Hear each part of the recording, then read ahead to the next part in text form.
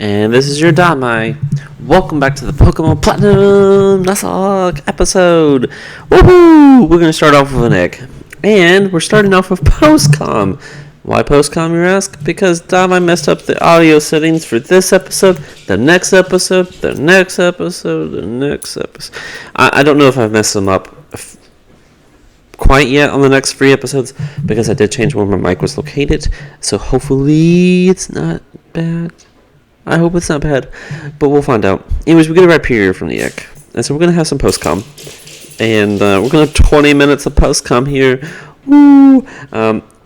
I really dislike post-com for 2 reasons. First off, it makes the time to edit videos doubled. Because I have to watch the whole video. And it's just... I don't know. I'm not a big fan of post-com. I can do it, don't get me wrong, but I don't like it. Second off, we might have to quiet. It's impossible to know. I can't do like a little 5-second test clip, and I've not done a test clip because I was only recording one series and it didn't make a difference.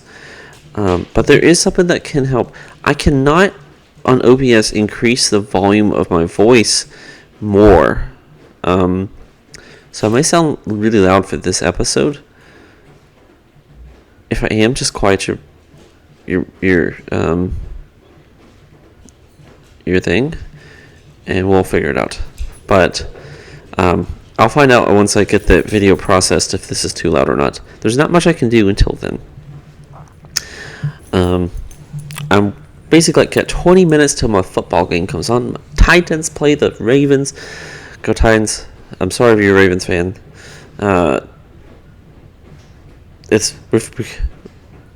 don't know. We'll see how it goes.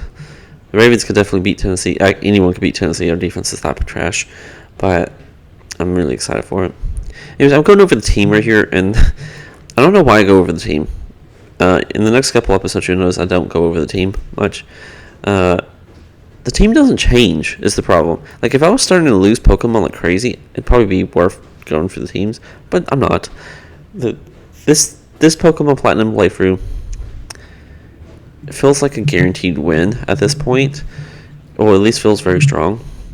We do have 4 episodes to kind of post-com, and so in this episode we're going to do the Lake Guardians, or not the lakes. We're going to do the 2 lakes and kind of get ready for the next episode, which is the start of the snow area. But yeah, so we're just trying to get prepared for the next part of the game, by getting through kind of these story elements. And there's not a whole lot interesting that happens. I think I completely smack every single trainer, like, pretty good. There might be 1 or 2 that give me some issue, and by some, they get my Pokemon down to maybe half health. But when you have a Nuzlocke, and this is just the kind of general rule, and you go, it doesn't matter who you battle, and the best they can do is half of your Pokemon's health. And these are like, I'm not talking like typical one trainer, like the trainer out in the world. I'm talking about like the Galactic, higher ups, only half healthing my Pokemon. Yeah, you've basically won the lock, until you get to. It's just gym leaders in Pokemon League at this point that give your team trouble. And this team covers each other so well. It's insane how well. One of the scariest Pokemon in Pokemon Platinum is Garchomp. And I have 2 Pokemon that can obliterate it. Plus a Dragonite that can probably do it too. I have 3 Pokemon that can potentially deal with it. Glaceon is the number 1 solution, though, because Glaceon so far is outsped every Garchomp I've fought. I will fight one in one of these episodes. I don't know where it's at. I don't think it's this episode. I think it's like 2 episodes from now. But Glaceon outspeeds it, and Icy wins it for KO, and it's over.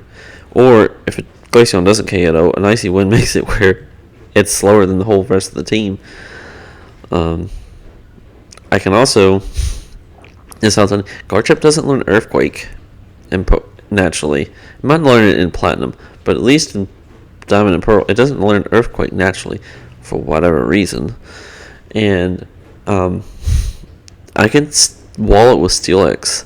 And if it does Dig, which is its best ground move, I can switch to Dragonite once it's a flying type and continue the process of just whittling away its PP until it's out of Digs or Dragon Claws or whatever move it has. And then it's just game over. Like, that's just how poor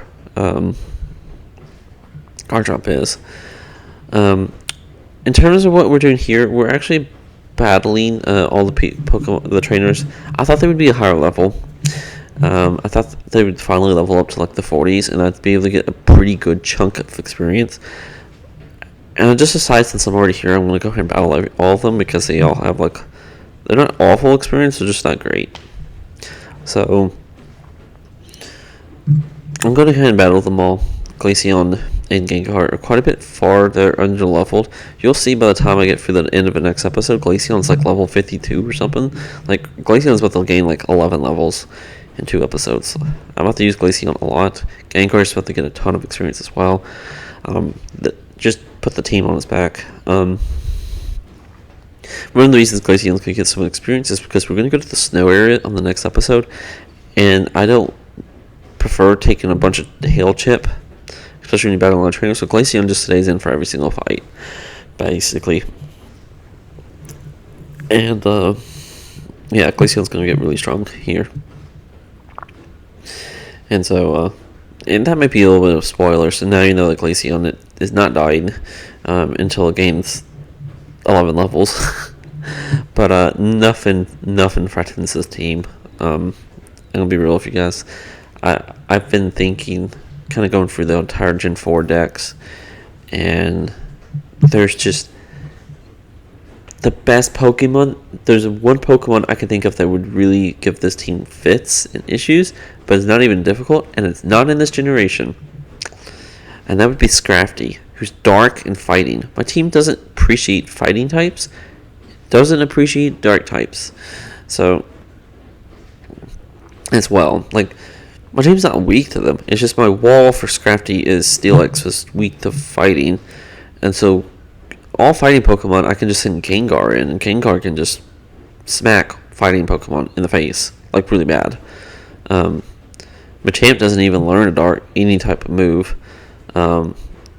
Next generation's the generation of fighting types. So, we don't have so few fighting types coming in the next generation. It's not even funny. So like, that's one there's 2 objects, and then, you know, yeah, that's just, it's crazy if you really think about it, that Machamp's probably the best fighting type still in this generation. It's still the best fighting type, and it can't touch Gengar. I'm pretty sure it doesn't learn a move to touch Gengar. I believe Machamp has only fighting moves in its whole move pool. Level up move pool. It might have one, but like, Pokemon that would probably give Gengar trouble, like Conkeldurr. You know, he's got Rock Slide in his move pool. He's not in this generation. So then you go to Hitmonlee. Well, Hitmonlee can't do nothing. Okay, well, Hitmonlee can't really do anything. Gen 4 added, like, what? No fighting types? Okay, well, that's great. There's like practically no new fighting types. So we just have the same fighting types we've had for the last 3 generations. You get Hitmonchan. Hitmonchan can do some stuff and be annoying. Got elemental punches. They're not super effective. They're not stab. And Hitmonchan doesn't have the best attack stat. Okay, so Hitmonchan's probably not knocking like, who's gonna knock out Gengar and be a fighting type? You know, there's just not a good answer. My answer to fighting types are Gengar. You know, like, if we continue to go through the move pool, we have Primate. No, I don't think that can actually deal with my Gengar. It might be able to, but I don't think it can. I'm gonna be real with you. I don't think it can. Let's see here. Can Primate deal with it? The answer is, well, it's got punishment and assurance. So I guess it could do some damage. We got Polygraph. Though I wouldn't send out Gengar and Polygraph. I'll be honest, I would send Ampharos, who would one-shot it, and it doesn't matter. And just looking at Machamp, he does not have any fighting.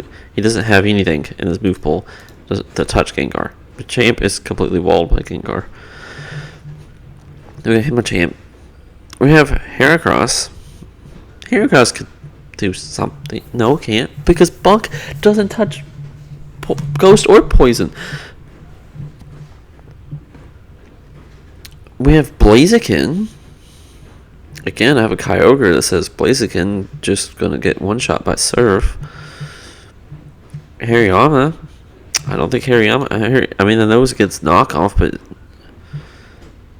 it's got knockoff at 19, but it learned so many moves past that at this point, it won't have a move.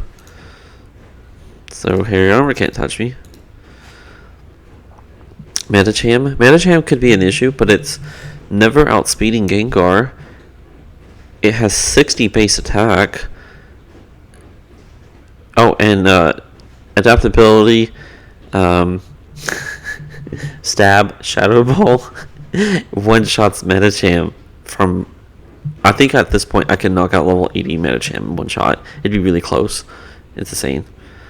So then we have Lucario, who is sort of an issue Pokemon. Lucario can be an issue. Lucario's defenses are pretty paper though, and Kyogre resists the steel moves.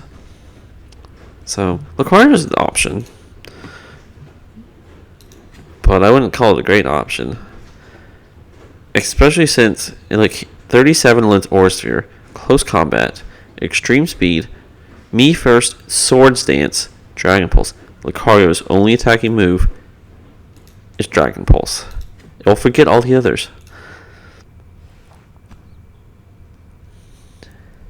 Toxicroak. Again, it's a poison type. Its secondary effect is poison. It's not touching a Gengar. Except for it can. It's got Sucker Punch. But it'll forget it. Its final moveset at level 54. And this is how you can kind of look. So take what a level your Pokemon is. Go to Celebi or whatever website you look. Go to the move pool.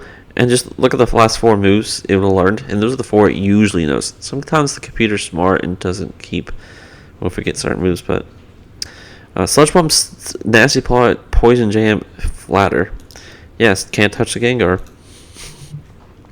So we have found 0 Pokemon that touch this Gengar that are fighting types. Such a shame. There was a cut back there, but Dog started barking, and I didn't recognize it. I've gotten onto this side point that I just love looking at this. So the only really type Pokemon that can probably be an issue to Gengar is Glade, because Glade's got pretty decent spatial defense. It's going to take a super effective stab, adaptability, Shadow Ball. Can Glade knock out Gengar before I knock it out? Because I'm outspeeding. As long as I keep Gengar's level up, and particularly once we get to the Pokemon League, I'm going to tell you guys right now, Gengar is getting choice specs, and that thing's going to hit. It's going to hit so hard. I've already kind of tested it out on a couple of trainers I left hanging around. Gengar don't care. It one-shots anything that's not a normal type Pokemon, basically, or dark. So, and even dark Pokemon don't appreciate it. I've had one trainer switch in a Murkrow, which isn't a very good Pokemon or whatever, but it still had two-shot it cleanly, and Murkrow can't outspeed, so it's you can't switch in the dark type to try to get any of that stuff off.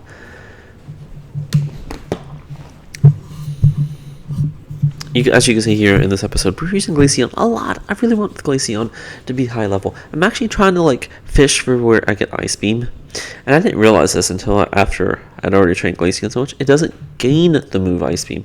I have to find the TM for it. Now, knowing the way I've done this lock, I probably can get Ice Beam on this Glaceon. I'll probably find the TM for Ice Beam, but Yeah, so that's my Gengar. My Gengar really good at walling Pokemon that are fighting types. They give Steelix. They're the only physical type outside of maybe ground. Okay, ground is an issue a little bit, but when I have a Dragonite, you'll find in 2 episodes I will focus heavily on getting Dragonite over anything else because I want Dragonite. And because I'd like to have a solution for the ground type Pokemon. Ground type are a little bit of an issue. That's why I said Garchomp at the beginning of the series earlier. It was kind of an issue Pokemon, but I have a lot of ways to deal with it. Other ground types like Hippopotamus and stuff like that most ground types don't appreciate Kyogre. Kyogre just says, "Hey, you're a ground type. You're gonna take a surf, and you better have water absorb, or you're a dead Pokemon." So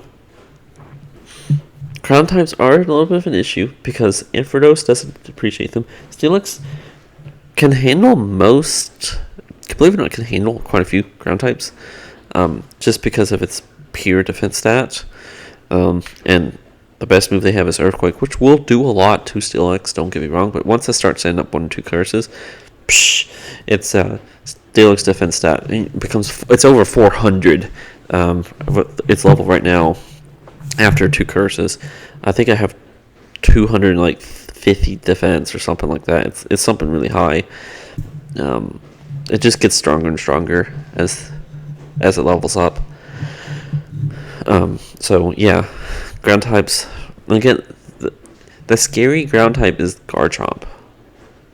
And also, I think I said Hippopotamus. Hippopotamus is not even in this game. I don't think it's in the next game. I actually don't know which generation Hippopotamus is. It's Gen 5. I'm sure of it. It might be this generation. Actually, I think Hippopotamus is this generation. Regardless of the fact, the other ground types so when you think ground type, I think Excadrill. Excadrill's annoying. Don't have to deal with it. It's not in this generation. And this is something I'll probably never say, or I will say, but I won't say it a whole lot. I think Generation 5 released the most amount of really good Pokemon. They push the limits on the stats, or really try to maximize their usability of their stats. A lot of the so first off, Gen 2 Pokemon are all missing about 100 base total, and I've just about all of them except for Tyranitar, and the EV evolutions, because they had a formula for EV evolutions. I think they should have probably looked to redo the stats for some Gen 2 Pokemon, because I love Gen 2. I think that that's my favorite game, and it's just a childhood memory. I realize that Gen 2 is probably the worst Pokemon game in reality, because the first thing is the story doesn't make any sense. If you went and looked at the story of every game, Gen 2 is probably the worst story. It makes absolutely no sense what they're doing. And then what even happens? They're trying to get Giovanni to come back, right? Team Rocket? But you stop them and they say, "Oh, okay, we'll just stop." It just doesn't make any sense. They're just kind of being bad guys to be bad guys. And then, so you beat Team Rocket, really early, and they're just gone. They're gone. That's it. Team Rocket and Gen 2 has level 24 Pokemon when you beat them, and they're gone. It's just what? They would have done so much better if they just left all of Team Rocket part out of the story, I think. And just add some different trainers. I don't know, add something else. I wanted to point this out because I've not been really post-comming the video. I've been just kind of podcasting this a little bit. If you guys want more post-com, just the video and not me talking about various things, that's okay. You can see my repel comes off and I get an encounter. I want to talk about the Mount Coronet. Mount Coronet I consider is free encounters. There's an encounter up in the snow area when you're going up to battle the Team Galactic people. I consider that an encounter up there. It's a totally different area. It's not even close. It should have been called Mount Cornet Top. And I think I have a legit case for that one. I didn't consider the first part of the game, any part of Mount Cornet, to be kind of like the base part. I kind of look at it as a basement versus the basement for Mount Cornet right here. The main floor and then the outside part as the free encounters for Mount Cornet. It's just so big, and you get to go through this cave so many times. I think it's just fair that you get a handful of encounters. We're going to find a Cherish Ball here, if I remember right. Yep. And I love Cherish Balls. So, that's what I said. And then we finally get to Route 216 here. And this is going to be the next episode, is Route 216. The snow. And this is where we're going to use Glaceon a ton. Every one of these trainers is going to be Glaceon. I think I have to switch it out twice, maybe. I think I might get... Next episode, we might be close to actually losing a Pokemon. By losing, it'd be Glaceon. Only because Glaceon has to take 1,000,000 hits. But, Postcom, I'm not the biggest fan of it. But, we have to do it for the next couple episodes, unfortunately. But this has been Dame. And this is the episode. I hope you guys enjoyed.